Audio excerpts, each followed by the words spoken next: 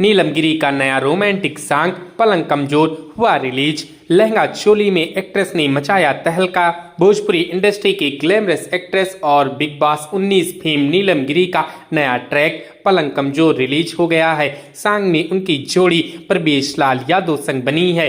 ये एक romantic song है। भोजपुरी इंडस्ट्री की खूबसूरत एक्ट्रेस नीलम गिरी का लेटेस्ट गाना आ गया है। इस नए भोजपुरी गाने का नाम पलंग कमजोर है।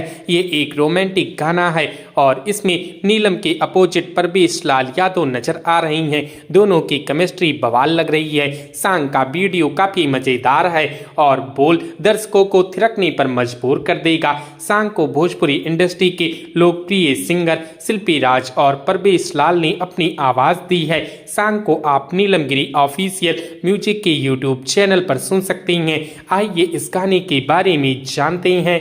भोजपुरी सॉन्ग पलंग कमजोर में नीलम गिरी लहंगा चोली पहने शानदार डांस कर रही हैं। प्रवेश लाल यादव उनके ऑन स्क्रीन पति हुए हैं और दोनों वीडियो में रोमांस कर रहे हैं। ये एक रोमांटिक सॉन्ग है।